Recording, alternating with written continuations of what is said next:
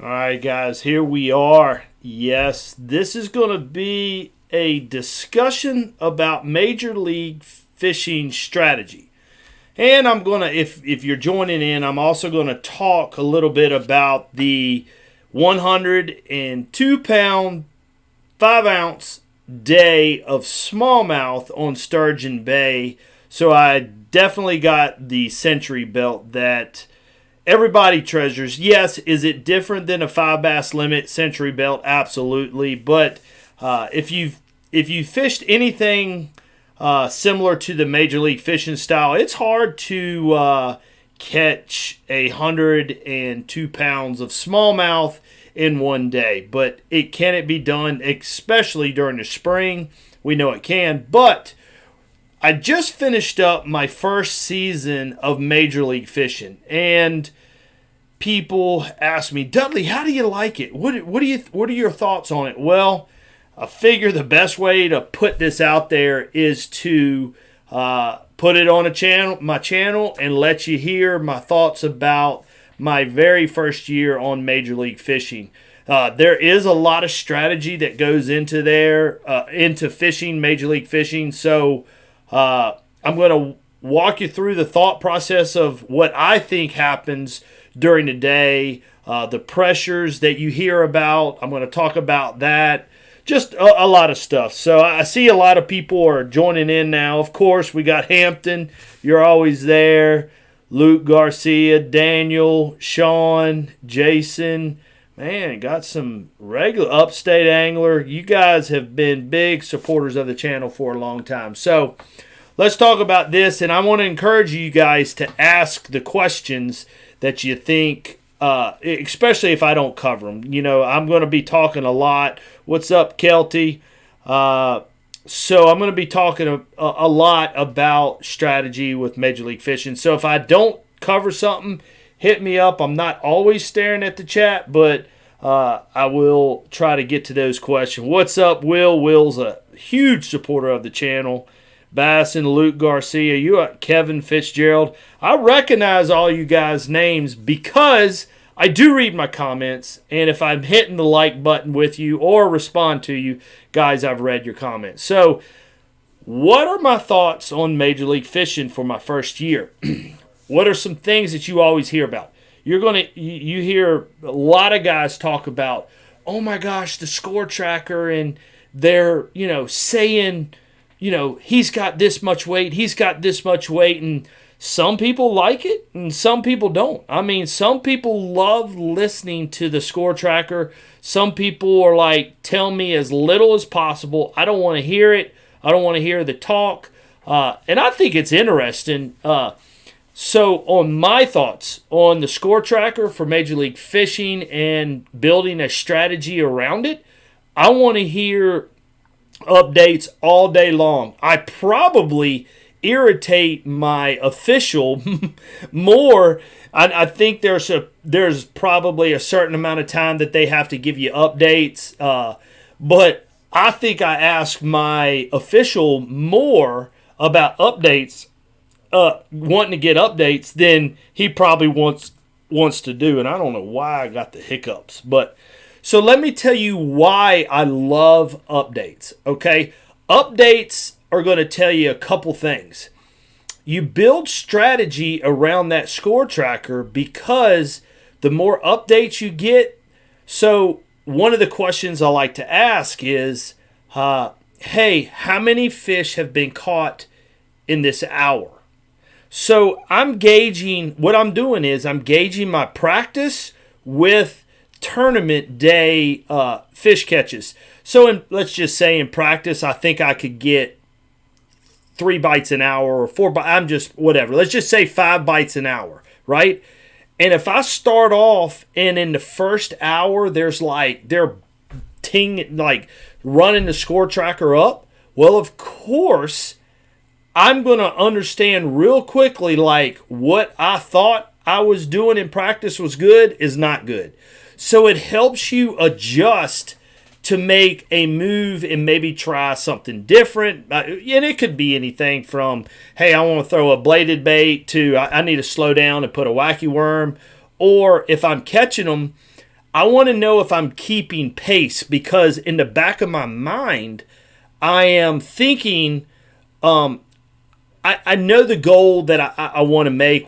You may go into the tournament thinking, hey, for 2 days, 30 pounds is probably going to make the cut. Now, if you look at our season this year, and of course we're in this, crazy time, but the first part of our season wasn't about getting a lot of bites. It was kind of like the 5 bass limit deal. We were just really scrapping and clawing, trying to get 5 bites. Like, if you could get 5 bites, I like at Eufaula, of course, Wheeler went out there and stroked them like they were just, like summertime fishing. But for the most part, most of us were scrapping and clawing, trying to just get 5 bites. So the person who maybe got 7 or 8 bites or whatever, you're going to come to the top. So score tracker, what are my thoughts on it? I'm going to summarize it up. I love it.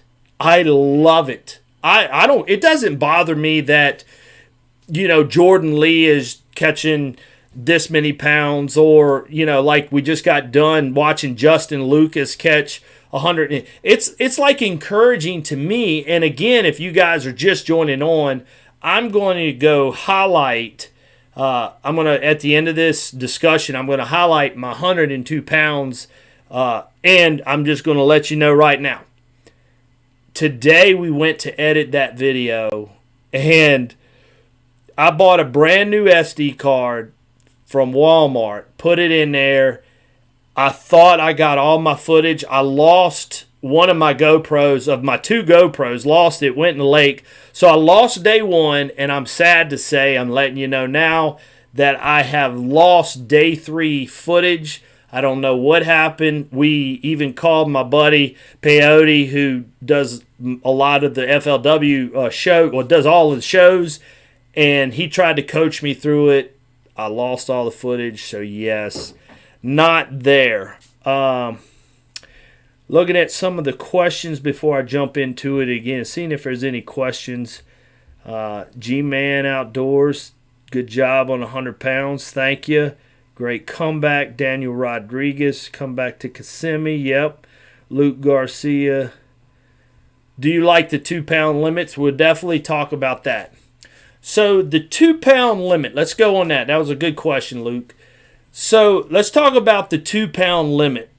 We just talked about the score tracker. Previously to this year, there was 1 pound. If it was 1 pound or bigger, it counted. Now, some people are in favor of that. Some people aren't.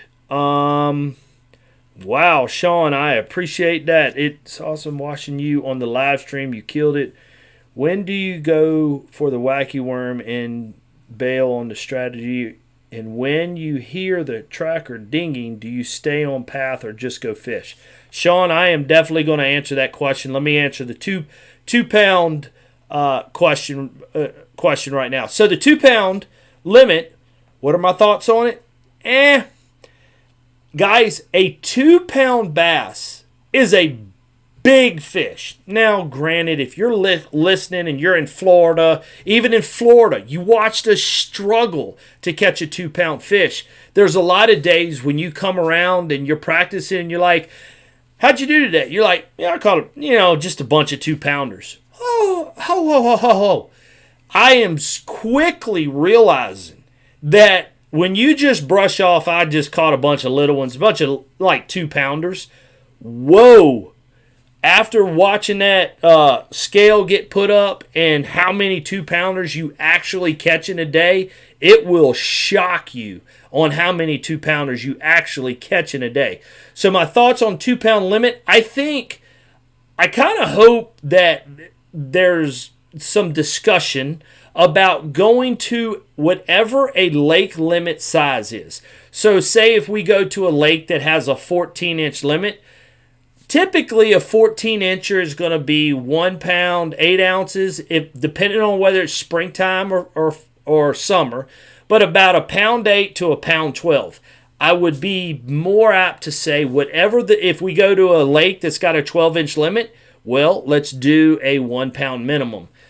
2 pounder is a big one. It puts a lot of stress. You watch a lot of people who caught a lot of fish, and in a 5 bass limit, you know, like I'm thinking of my day in Lake Okeechobee, where I caught a lot of fish just under the 2 pound limit. Now in a 5 bass limit, I would have come to scales with right at 10 pounds. But instead, there was people who only caught 1 fish, 2 fish, and it really doesn't tell the whole story. So the 2 pound limit is like, I'm not a fan of that. I think we should go lake limit, size limit, and just kind of adjust it from there. If it's a 15-inch size limit on that lake, yeah, let's go to a 2 pound minimum. 14-inch, 1.5 pounds to 1.75 pounds. I just got through watching a lacrosse video that's out on YouTube. I think it's called Head to Head something. And watching these locals fish lacrosse, which is where we're headed next, and it was like 1 or 2 fish a piece on a 2 pound minimum. And you're watching them catch fish and do well. So it doesn't always tell the true story. 2 pound minimum doesn't always tell the true story. So let's get another question on strategy. And I do want to touch on this. I want to answer Sean's question for sure. He has donated. It is awesome watching you on live stream. You killed it. Thank you, Sean. When you go for the wacky worm, and do you bail on your strategy when you hear the tracker dinging, or do you stay on path or just go fish? When I hear that score tracker dinging, Sean, I'm listening. I want to know weights. I want to know how many fish. I am using that score tracker to my best advantage. So do I stay on path or do I go fish? It depends on how far I'm going down and how quick. So I make my adjustments depending on that.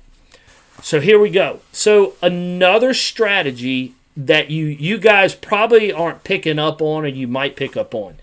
Now, I have made 5 knockout rounds this year. All 5. We've had 5 tournaments. And actually, I have qualified for the knockout rounds in very good position.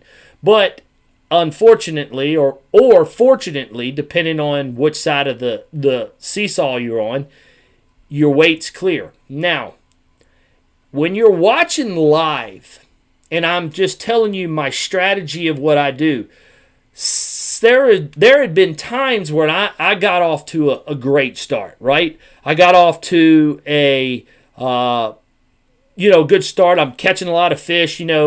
Dudley, you're in 4th place. Okay, Dudley, you're down to 6th. Dudley, you're back up to 4th. Dudley, you're leading, or whatever it may be. So I got off strong.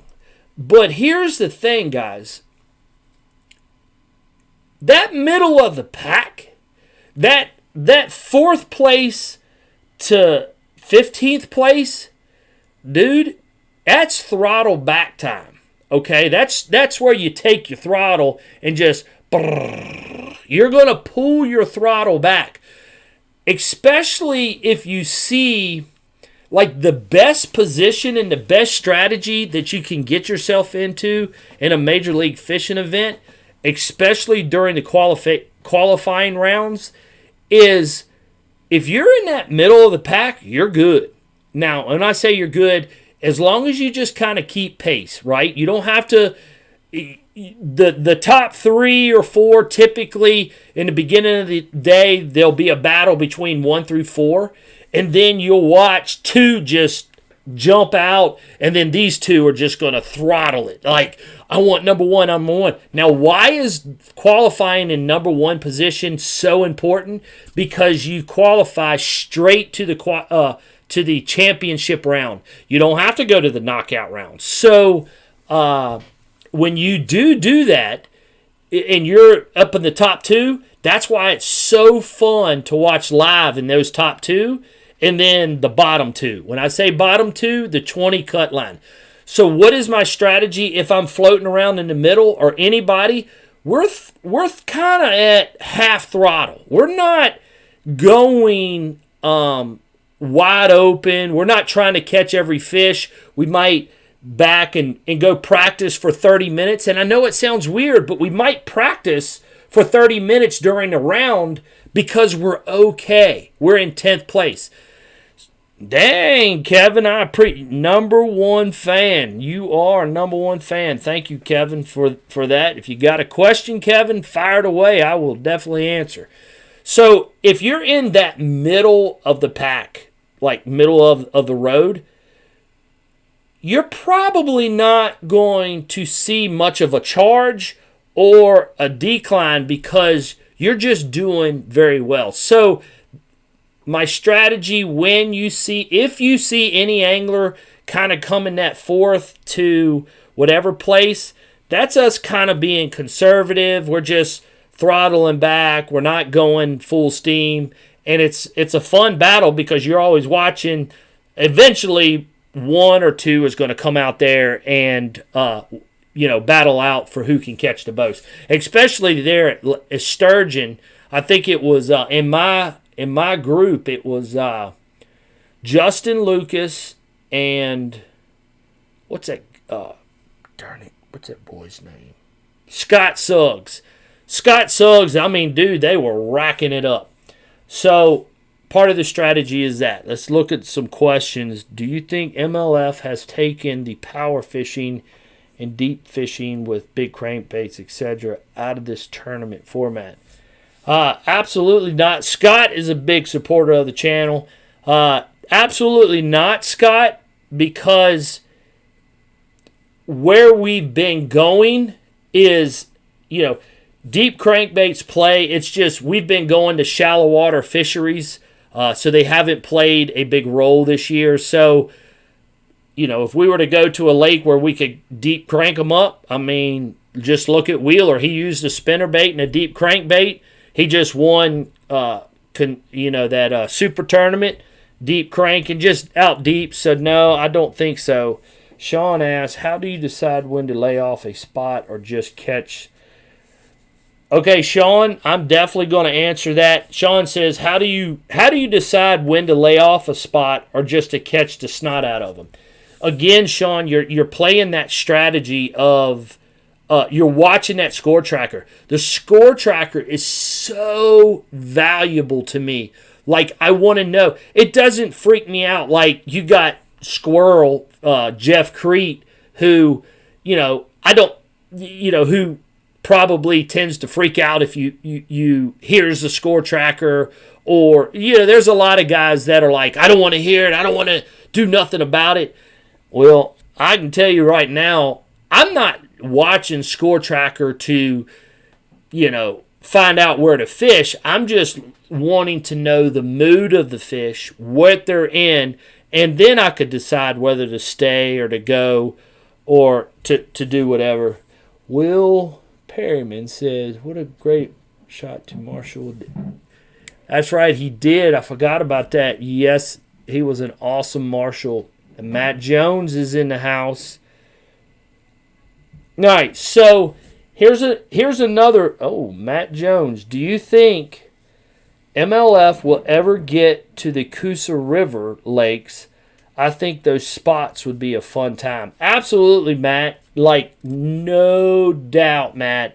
If we were to go to a Coosa, anytime you have spotted bass, okay, you just saw what we did with smallmouth. Smallmouth are an aggressive fish for the most part, and these Coosa River spotted bass are a very aggressive fish. So, Matt, if we were to go there, it would definitely be a fun time. And that score tracker, if they put it at a good, weight size limit, okay, you know what I'm saying, like not. There's a lot of 2-pound Coosa River spotteds, but not like overabundance of them. So, depending on what weight limit they got it at. So, Major League Fishing this year has been really fun for me, okay? Really fun. And what have I learned with strategy with Major League Fishing is that, number one, you can't let the score tracker bother you, okay? 2, you've got to be able to expand your water quickly, okay? Very quickly, because when you are working an area and let's just say you're watching that score tracker tick up, tick up, tick up, tick up, and you're just like, you're not holding par with the top, let's say 15 anglers, you've got to adjust quickly because it's not like a 5 bass limit. Now, 5 bass limit, you might be a little bit more patient. You might be in an area where you think you can get a bigger bite. But in this format, and it is so much fun because, like, it's just another game that you're playing. And if you haven't tried Major League Fishing, you need to try it, that format. Get with somebody, try the format, and just see where it takes you. Thank you, Todd. Fire a question if you got one. So, my first year, Major League Fishing, I only got to fish 5 events. And again, I made all 5 knockout rounds. Now, I don't have a clue what's happening to me on the 3rd day, okay? I've been brainstorming this a little bit, so when the weights clean up, I actually finished, where did I finish at? Somebody tell me where I finished at this year. That's pretty sad. I don't even know where I finished at. So I qualified for the Red Crest. I have qualified for the heavy hitters, which I was shocked, guys. I really was. I was shocked. I was like, you know, I'm not known for big fish. And when they announced this heavy hitters thing, I was like, I'm probably not going to make this because I don't really catch that many big fish. I've never won big fish in a tournament but one day in my life in 26 years on tour. So, anyways, just... big fish, I'm qualified for the heavy hitters. I think I finished 18th with that. I think I was 20th. I think I finished 20th or 21st. Now, that 3rd day blues is what I call it. The 3rd day blues is what's getting me because weight's 0, and I'm looking back and I'm qualifying. This year I qualified for the most part really high in the qualifying rounds. And I truly have felt good going into all the knockout rounds, but I don't know what it is. And I think, here's what I want to tell you. Typically, in a 4-day event, I'm on the water 4 straight days. And here's where the problem lies. When you're on the water 4 straight days, I see where pressure's at. I know, okay, this bay or this grass flat has had 20 boats on it for 2 days straight. And I know that I've been there, so I know this grass flat has gotten a lot of pressure. They've got a lot of hook marks. It has got throttled. So my day 3, I'm already moving to a different area. Well, because we have off days, I only saw 10 boats there, but I didn't see if 10 boats fished it the next day. And then I show up the next day thinking that I'm going to catch them. I catch them. So you don't really know where pressure comes from because you just don't, you're not on the water for 4 straight days. You have a day off here, a day off here. So it throws you a curveball because you don't know when to adjust. And I think what I've allowed happen this year is I didn't make a move quick enough. And if I could go back, so strategy in Major League Fishing, when you're off a day, on a day, off a day, on a day, you're just off a day, you don't really know how much pressure has been in these areas because you don't even know where they're fishing. We're not allowed to watch videos. We're not allowed to look at pictures. We're not allowed to do nothing. So, pretty interesting thought on when you are in that knockout round. I haven't quite got a feel for that yet, so we're going to get there. I'm going to hopefully get one of those red trophies. I want one of those red trophies. I've won Bassmaster events and, of course, FLW events, and I don't have a Major League Fishing red trophy yet, so I want that. Todd asks, rods with specials made extra casting, they are worth it, and what do you reckon? Rods with special eyelets. Todd asks, rods with special made eyelets and material for extra casting. To Todd, there's some new guides out that I'm about to experiment with, but I have tried the micro guides. I've tried the, I don't know, medium guides and your regular guides. I actually took a reel, Todd, and same reel, same line, and I attached it to a micro guided rod, and then I attached the same reel, same rod, same weight, same everything to a normal guide size, and I truly was trying to dispel that myth, and I never got around to it. Sean says I finished the year in 21st place, but I think they're taking the top 40. So I had a good year. If I woulda, coulda, shoulda, woulda, didn't. You know, my third day rounds were horrible this year, and I still finished 21st. My qualifying rounds, I probably could have won Angler of the Year in qualifying rounds. But either way, we had a good year. I love that you have such a great year on. Yeah, Proficiency Rods, especially when you guys are using one. You can prove you can catch. So Will he has some of my rods, and I know Will very personally. He says, I love that you have had such a great year using Proficiency rods that you design, especially when you guys are using $1,000 setups. You prove that you can catch them without breaking the bank. Exactly. So if you're watching this, I'm going to give you a little quick commercial, so don't chime out. So Proficiency rods, it took me 2 years to develop these rods. Took some rods that I liked, tweaked them, made them my own. These rods are and I didn't want to do a $200 rod and a $150 rod and $250 rod. These rods that I fished with. Now I won Angler of the Year last year on these rods, prototypes, and I've caught them all year long using my Proficiency rods on them. They're soon going to be available in Walmart, so that's a good thing. They're going to be hitting the shelves here very soon, probably within a month. So you guys, I think we're sold out of a lot of them, but they're going to be in Walmart here soon. So let's talk about before I chime out, any questions on Major League Fishing maybe that I didn't answer. Did you got them? Alex Perez, were you surprised at the weights they caught at the last event? Alex, actually, I wasn't. He's asking if I was surprised at the weights of Sturgeon Bay.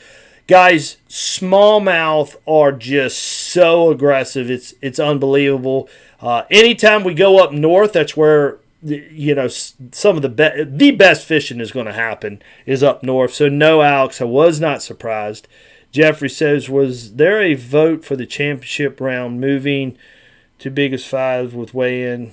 What would your vote be? I believe both strategies would help make all fans excited.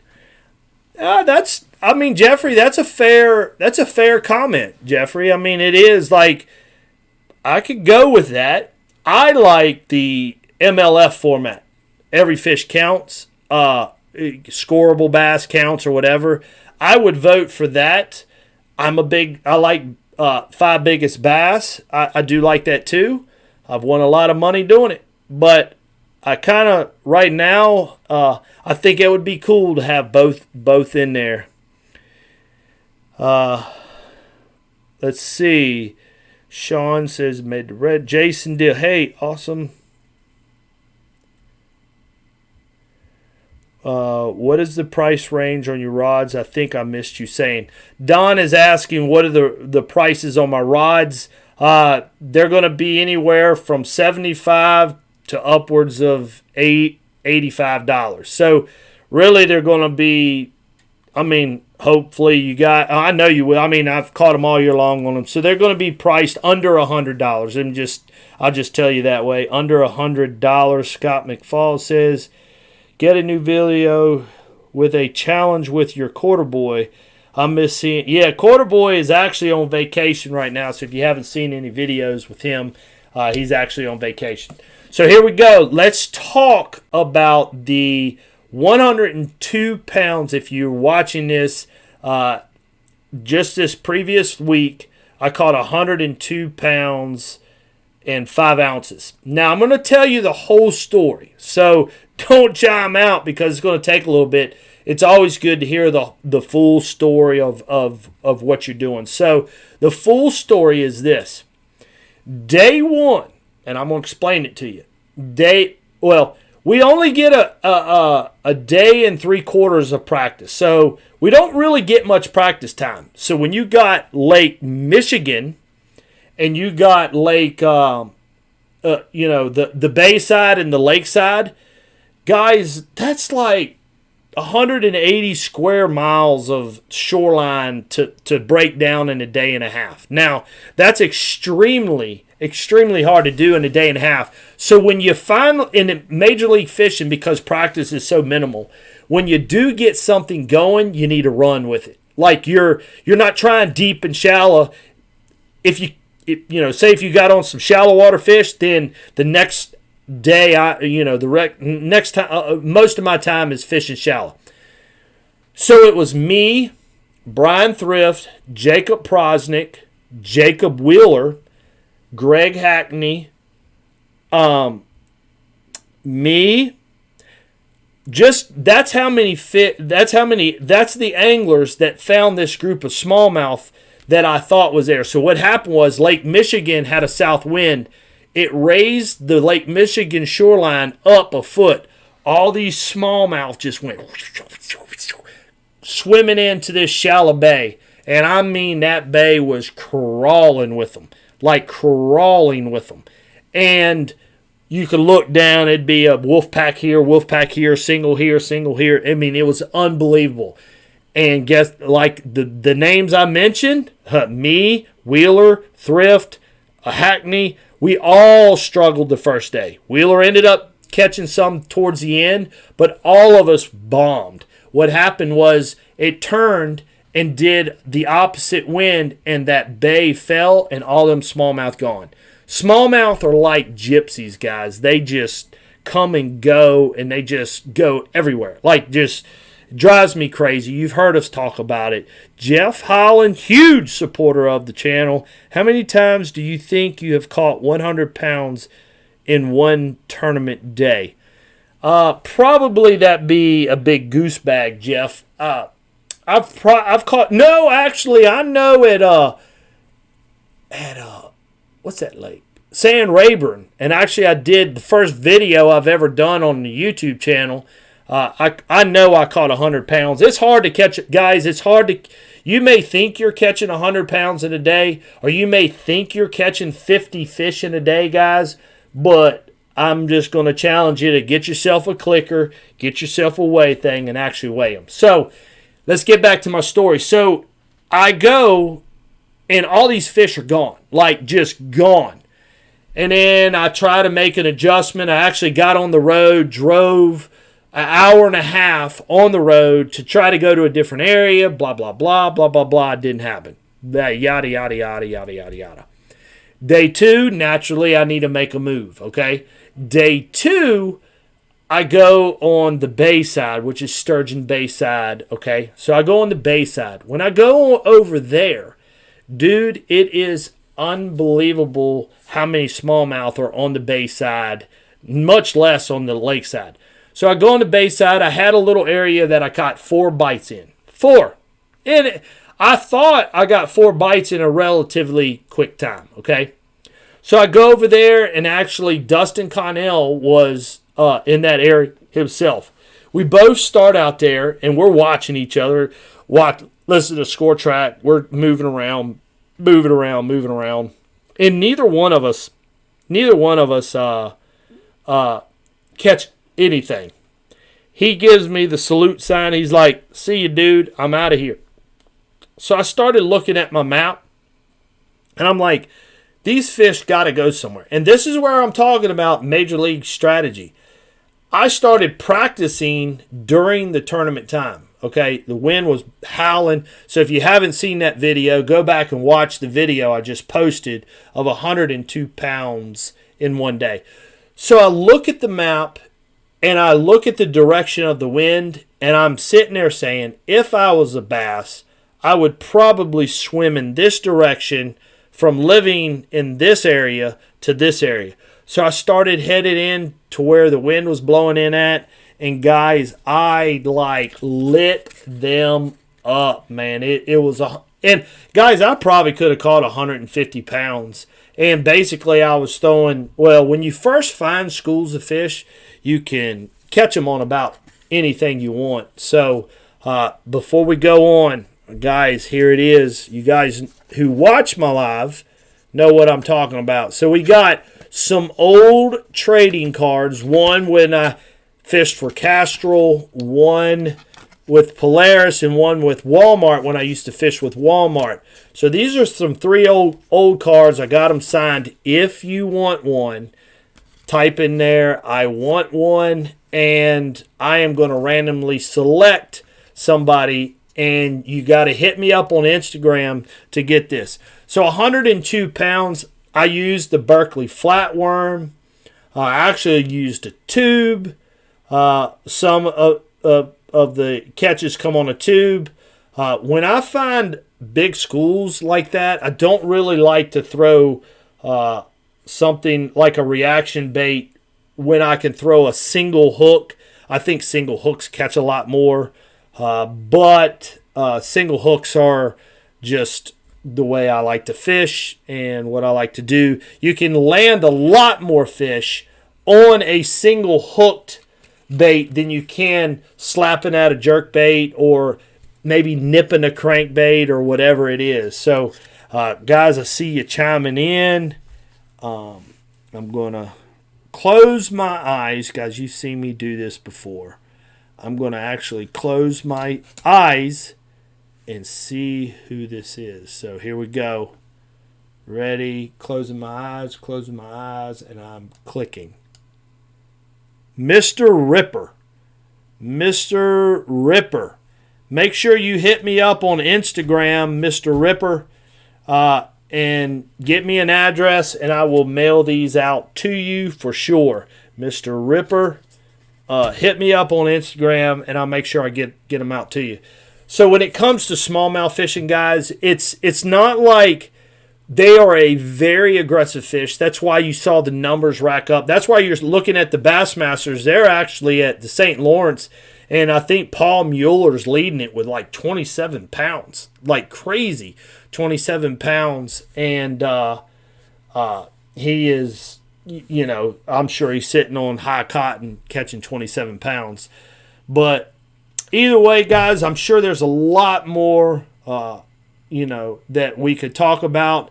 Thank you for joining in on this conversation here about Major League Fishing strategies. You guys have been great to me. And an update on the pool. Update on the pool is this. We are getting closer to the test pool being completed. If you have not subscribed to my channel, you are not going to want to miss this series. I have got a major test pool for lures. We are going to learn so much through this pool. I can't even begin to tell you how many thoughts and ideas, and I'm sure you guys are going to chime in and tell me a lot of your thoughts and ideas also. So, guys, hit that sub button because you're not going to want to miss this series. Thank you for joining in. I think we're at 70,000 viewers right now. Thank you, and we shall talk again at another time.